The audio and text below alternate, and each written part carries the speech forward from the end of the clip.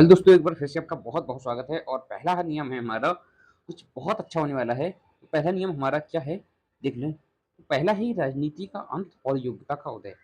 तो ये नियम है कि परीक्षा और मेरिट के आधार पर परीक्षा किस टाइप की होगी, अगर ऊँचे पदों पर बैठना है तो किस टाइप की परीक्षा संभव हो सकती है, राजनीति का अंत किस तरीके से हो सकता है।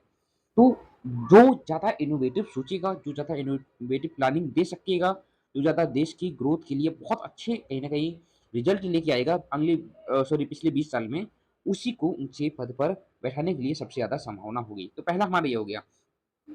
सेकंड बात है कि डेटा आधारित हमारा निर्णय होगा। अगर आपको डिटेल में जानना है तो डिटेल में वीडियो आ जाएगा।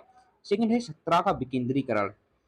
ये बहुत ज़रूरी है। विकेंद्रीकरण का सीधा-सीधा मतलब ये है कि सत्ता अब ऊँचे सिर्फ़ एक इंसान के हाथों में नहीं होगी कि नहीं यार ऊँचे पदों पर बैठे हैं तो उन्हीं का राज चलेगा।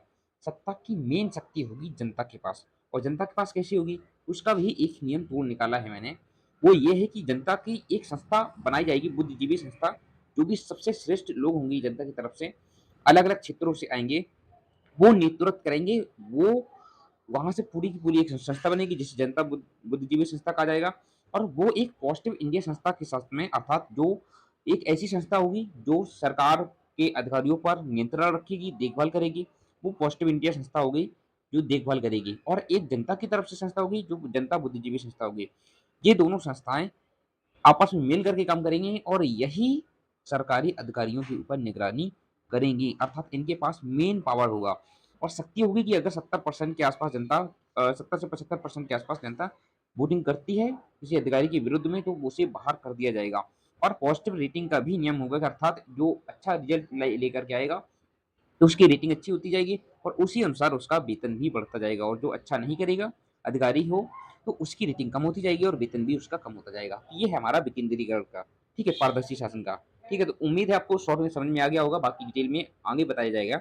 वैश्विक आर्थिक नेतृत्व का मतलब है कि दुनिया की सबसे ज़्यादा जो श्रेष्ठ अर्थव्यवस्था वाला देश बनाना। देखो उसके लिए अगर सबसे अच्छी अर्थव्यवस्था चाहिए तो क्या है कि हमें इनोवेटिव माइंड चाहिए। अब इनोवेटिव अगर माइंड चाहिए, इनोवेटिव माइंड में हम क्या-क्या कर सकते हैं?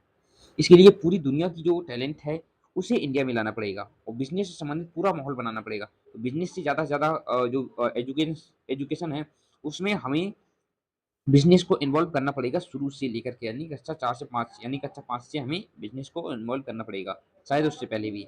इसके बाद में हमें कहीं न कहीं आर्थिक स्थिति को बेहतर करने के लिए फिजूल खर्ची को बंद करके हर एक गाँव, शहर, छोटे कस्बे पर उद्योग लगाने होंगे। इसके बाद लोगों को एक साथ में काम करना होगा, तो उसके लिए भी मैंने बहुत सारे ऐसे रूल्स बनाए हैं, जो आगे लेकर के आएँगे, जिसमें सरकार और कोई भी इंसान साथ में मिलकर के बिज़नेस कर सकता है।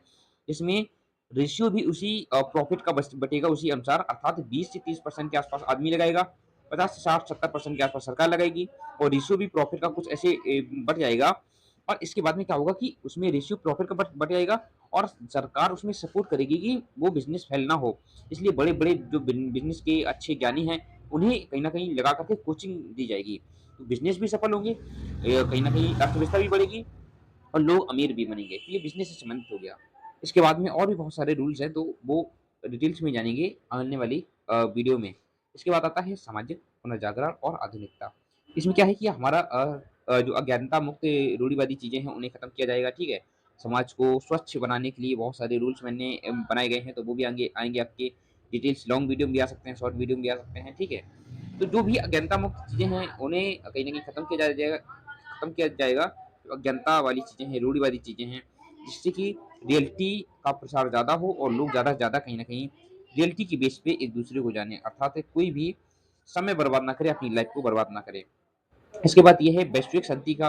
तो वैश्विक शांति का एक मैंने बहुत बड़ा ऐसा तोड़ निकाला है कि कभी भी युद्ध नहीं होगा, उसका सबसे बड़ा जो हथियार होगा ये होगा, कि ऐसा करते हैं कि जो जनता बुद्धिजीवी संस्था होगी, जो जनता की तरफ से होगी, उनका कंट्रोल होगा किसके? सरकार के अधिकारियों के ऊपर, ठीक है? ताकि सरकार के अधिकारी गलत करेंगे तो उन्हें बाहर कर दिया जाएगा, वही कंट्रोल करेगी। अब जब सरकार के अधिकारी कंट्रोल में रहेंगे और कोई भी बड़े फैसले लेने में जनता बुद्धिजीवी संस्था और एक जो संस्था मैंने बताया था पॉजिटिव इंडिया संस्था जो कंट्रोल करेगी, इनका बहुत बड़ा रोल होगा, अर्थात इसमें 60 से 70% के आसपास वोटिंग चाहिए। तो जब इनकी वोटिंग ही चाहिए, तो कोई फैसला आएगा तो इनकी वोटिंग चाहिए, और ये तभी वोटिंग कर सकेंगे अर्थात ये युद्ध के पूरे तरीके से विरुद्ध में होंगे, क्योंकि वहाँ पर जनहानि होती है, वहाँ पर पैसे की हानि होती है, वहाँ पर मानवता की हानि होती है। तो इसलिए वो मानवता के आधार पर ही, जो मानवता के अनुकूल है, वही पॉज़िटिव वोट में काउंट किया जाएगा।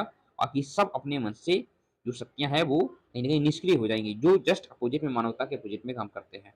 और इन केस बहुत बड़ी ऐसी दिक्कत होगी, जहाँ पर हमारे देश में कोई अटैक कर रहा है या कोई ऐसी कंडीशन आ गई, वहाँ पर वोटिंग भी की जाएगी और सारे सपोर्ट में आएँगी, जनता भी सपोर्ट में आएगी, तो वहाँ उसका रिज़ल्ट अलग होगा। तो इस तरीके से पूरे कहीं न कहीं जो शासन को कंट्रोल किया जाएगा और वो कंट्रोल सिर्फ़ और सिर्फ़ माइंडेड लोग करेंगे, जनता के बुद्धिजीवी लोग करेंगे, जिससे कहीं न कहीं सभी को फ़ायदा होगा। ये मोटा-मोटा निष्कर्ष है और आने वाली वीडियो में भी हम डिटेल से जानेंगे एक-एक करके। अगर आपको वीडियो पसंद आए तो वीडियो को लाइक करना, चैनल को ज़रूर सब्सक्राइब करना और एक बात और, कि कोशिश ज़रूर ये है, मैं तो आपको 2 से ढाई घंटे, 3 घंटे पूरा का पूरा मैं आपको बता दूँ, पूरे प्लानिंग लिखी रखी है। लेकिन आपका सपोर्ट चाहिए, क्योंकि मुझे एक मोटिवेशन चाहिए कि आप मेरे सपोर्ट में हैं, तब मैं आगे ऐसी वीडियो और लेकर के आऊँगा। उम्मीद है वीडियो